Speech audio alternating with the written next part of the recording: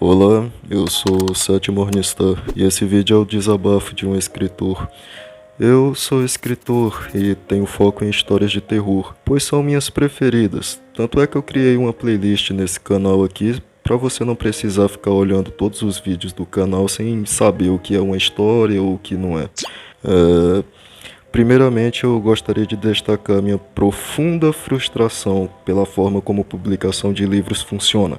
Como você deve saber, não é qualquer um que vai conseguir publicar um livro por aí, devido ao valor desconcertante que as editoras precisam receber para fazer seu livro ser, no mínimo, decente.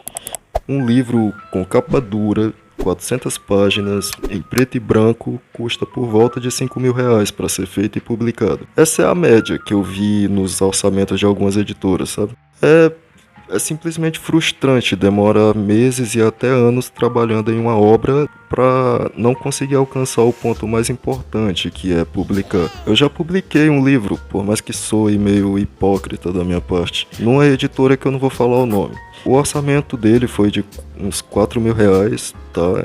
Mas mesmo o livro sendo publicado em vários lugares, o resultado financeiro nem mesmo deu para cobrir o gasto que eu tive.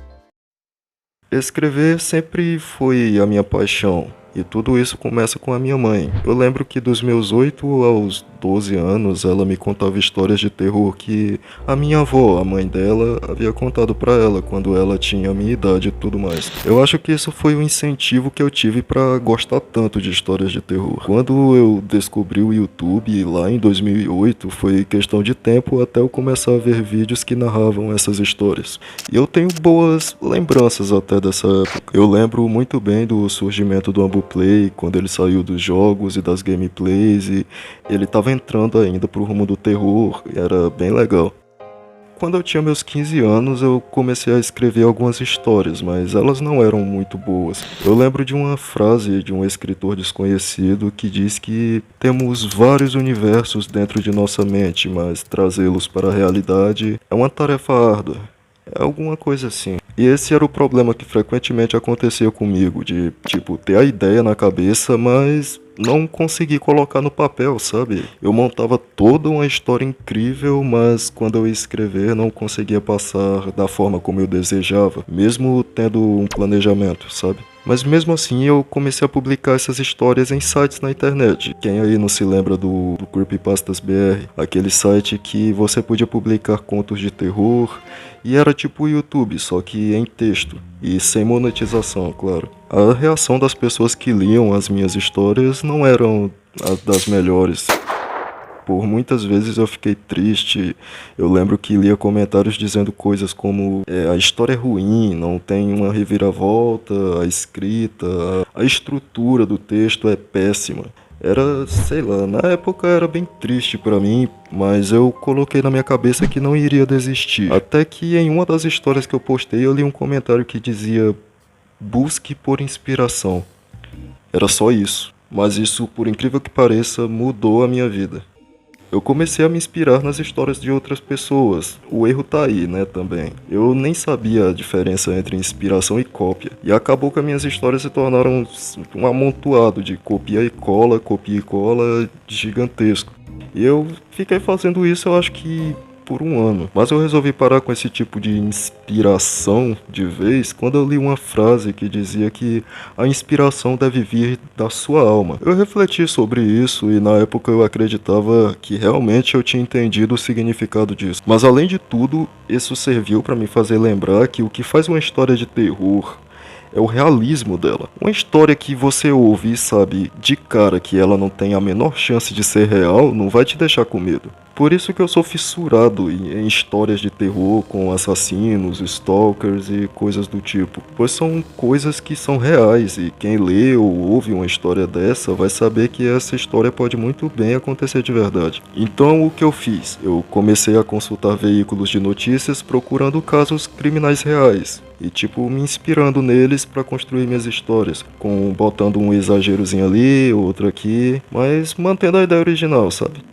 Escrevi algumas histórias e vi o feedback dos leitores só melhorando. As pessoas comentavam coisas que me motivavam, pediam por mais histórias e até hoje eu vejo que naquela época eu tive uma evolução boa em mim, sabe? Mas com o passar do tempo, essas histórias foram ficando genéricas, tipo, sempre a mesma coisa. Até que eu finalmente entendi o significado da frase "a inspiração deve vir da alma".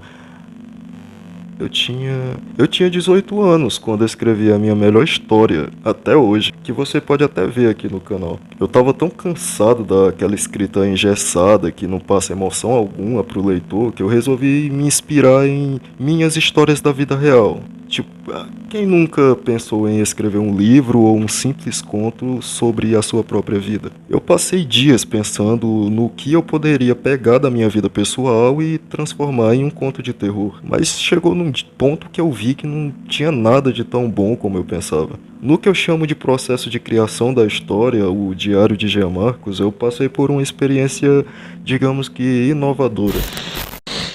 Eu tinha uma amiga que estava afim de mim e que queria algo a mais. Eu já tinha percebido isso faz um tempo, então com o tempo eu resolvi dar corda para ela. Ela morava em uma cidade próxima e só nos víamos quando ela ia visitar a avó dela, que morava na minha cidade. Quando a gente começou a namorar, eu vi a oportunidade de usá-la como minha inspiração.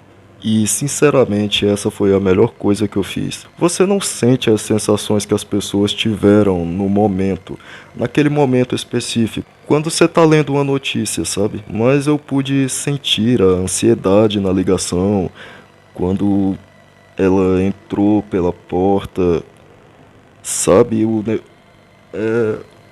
O nervosismo ao pegar a faca da cozinha e cortar o pescoço dela, todo aquele sangue escorrendo pelos meus braços foi real. E passar isso pro papel foi mais fácil do que nunca. Eu me encontrei nesse tipo de inspiração, e daí surgiram outras histórias, como Eu Odeio Pessoas Burras, que tá aí nessa playlist do canal que eu coloco as histórias de terror, e algumas outras que eu ainda penso em postar aqui no canal. Vão fazer, eu acho que uns 5 anos desde que eu escrevi essas histórias. Ultimamente eu tô cansado disso, pra falar a verdade. Talvez eu deva trocar de tema, quem sabe.